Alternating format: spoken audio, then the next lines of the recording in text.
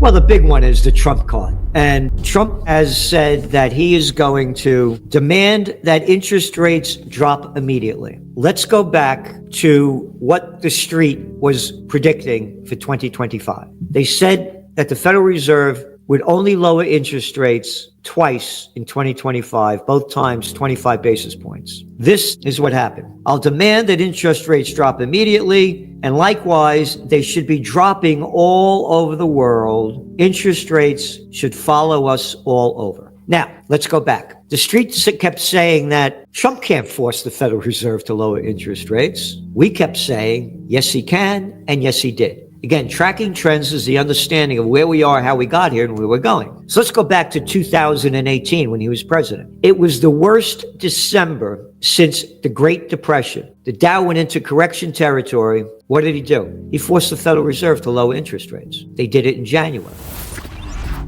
Here's what we wrote in the Trends Journal on November 12th, 2024. With Donald Trump being reelected, now the question is, will he push the Federal Reserve to continue to lower interest rates, which will be positive for the U.S. equity markets, which have strongly spiked since he won the race to the White House? We have been going on week after week saying you got a recession in Germany. You have dragflation in the UK, declining economic growth and rising inflation. The Indian economy, worst economy since 2023. China, they all need to lower interest rates. They can't lower interest rates if our interest rates stay high because their currencies will depreciate and inflation will skyrocket. Now, let's go back. When Trump came in, gold went down. He was going to put tariffs on. The dollar went way up. Now what happened? Oh, Trump said he's going to lower interest rates. The value of the dollar is going down and gold prices are spiking. And again, one of our top trends for 2024 was a golden year for gold. Gold went up 25% in 2024. The way this is going now, you're going to see gold prices continue to rise as interest rates continue to go down. Anybody that thinks the president isn't in charge of the Federal Reserve, they better grow up. The saying goes, it's one big club and you ain't in it, as George Carlin said. Who was our former Treasury Secretary? Janet Yellen. What was the last job before that? The former Fed head. It's one big club. Look what's happened with oil prices. Drill, baby, drill. And take a look what he just said to Saudi Arabia. I want you to lower oil prices. Oh, Saudi Arabia gave his son-in-law, $2 billion for this firm that he started over there, a private equity firm. What happened also? Saudi Arabia, he says, may invest up to $1 trillion in developing power plants, etc., in the United States. So I'm telling you, all he's interested in is keeping the economy growing and the equity markets higher. He and the gang, they're all invested in it. Look at the billionaires that support him. I'm going to tell you something. We're political atheists. It's the money guys are in charge. And so he's going to do everything he can to bring inflation down.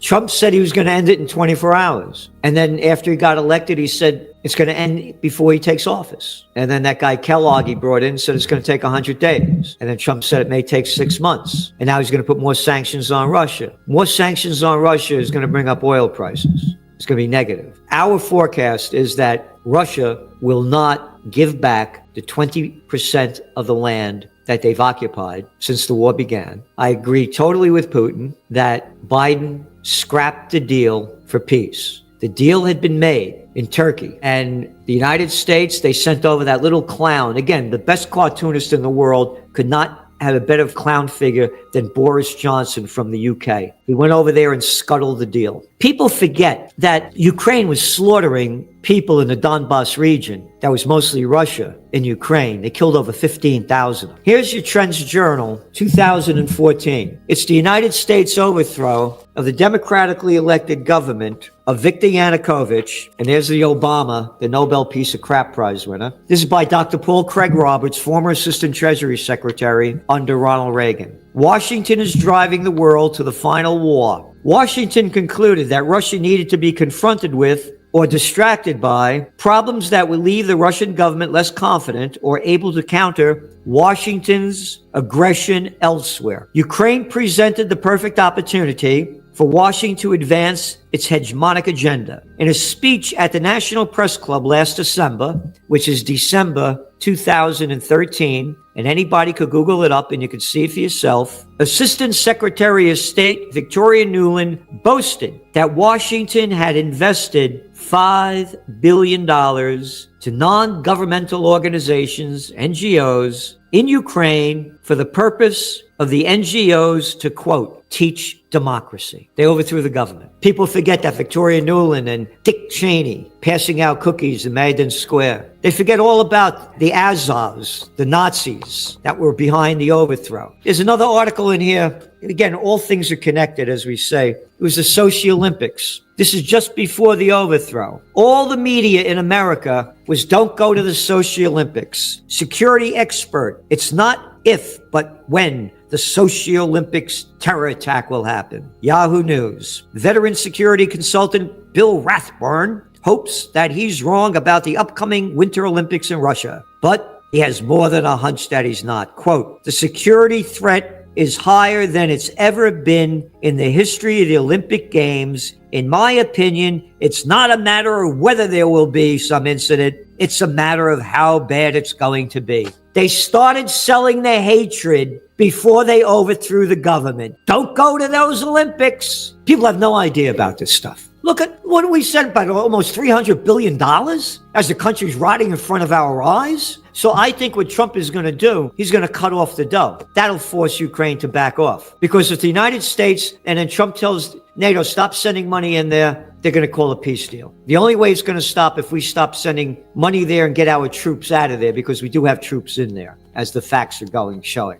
Look at Biden's track record. He's been a warmonger for every damn war. Again, a draft dodger, by the way, during the Vietnam War. What do you got, like 5 draft deferments? Again, we wrote about it as it was happening. Back in 2014, when they overthrew the government, all of a sudden, his little boy Hunter, Christopher Hines, get on the board of directors of Burisma Energy and make about, $30 million or something over a number of years? What the hell does Hunter Biden know about energy? Or Chris Hines? Look at the clips of Biden back then, basically that they were in charge of the overthrow and that we're going to tell you what to do. And again, not my language. The language in the European Union. Ukraine is the most corrupt country in Europe. How about the deal made between Bush Sr. and Gorbachev when they broke up the Soviet Union? Quote, NATO would not move 1 inch further. What happened? Since then, there were 16 NATO countries. Now there are 32. So look, why is Russia angry? If we had the Russians up in Canada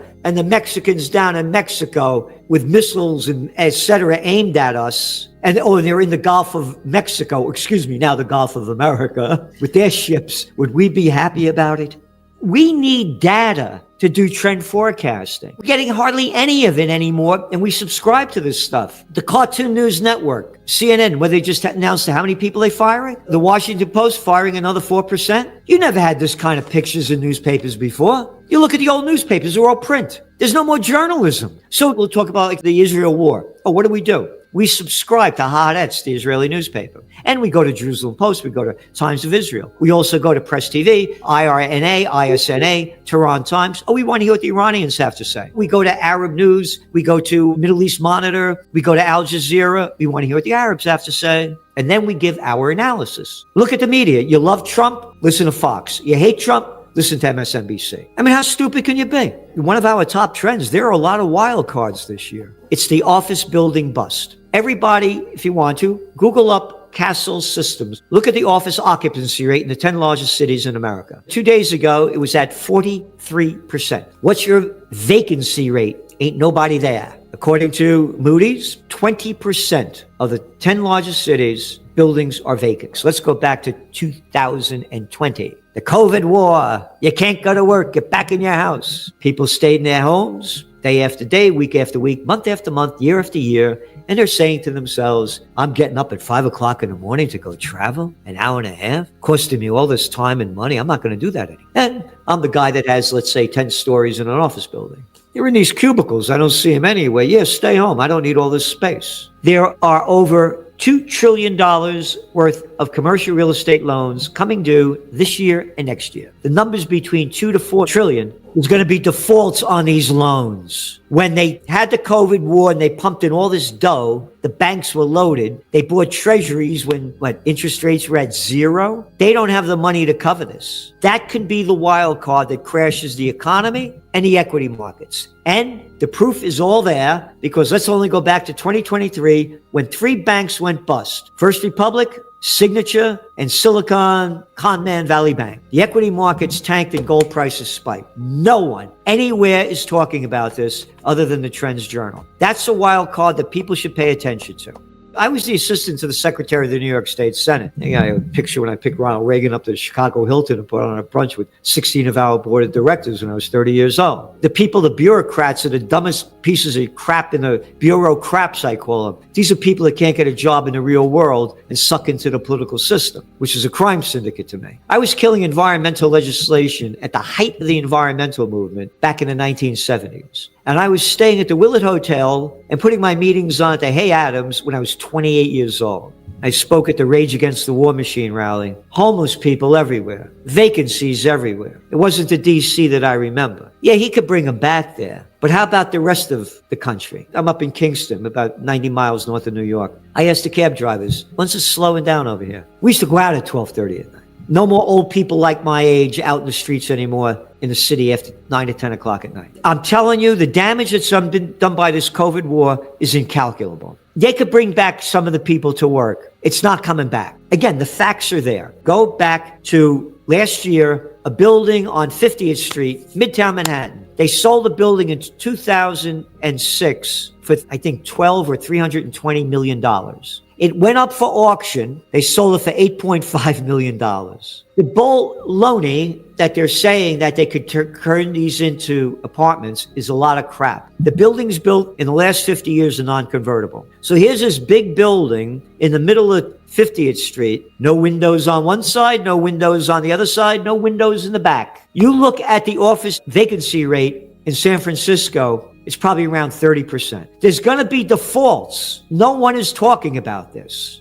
They've all been terrible picks. I just talked about Obama. I call him the Nobel Peace of Crap Prize winner. He lied his way into office as a peace candidate. Then it's, I want that guy Gaddafi out of there. No, you don't say it like that, Celente. You have to say, folks, we have to bring democracy to Libya, the richest country in Africa, where the people have more benefits and rights. I want that guy Assad out of there. Look what he did to Syria. Oh, the Nobel Peace of Crap Prize winner, the Afghan troop surge, as soon as he gets in. And by the way, I thought Kamala Harris would win. We went back to 2022. The Republicans didn't do good in the midterm elections. Even though the inflation rate was what, about 9%? Biden's ratings are in the toilet. You know what the number one issue was in the midterms? Abortion. That's why they lost. You look at the Michigan study of consumer confidence. It was going up month after month after month before the election. But then, Trump turned. Harris was so stupid. She represents basically the entire Congress. Look, it's a freak show. You got little Chucky Schumer. You got out of his mind Mitch McConnell. One jerk after another. At both sides. January 23rd, Trump signs executive order promoting crypto, paving way for digital asset stockpile. This is the guy that was against it when he was president, right? And now you saw the crypto club members. How many? They were one of the biggest contributors. Hundreds of millions that they dump into the campaign. We have the real debt is not $36 trillion.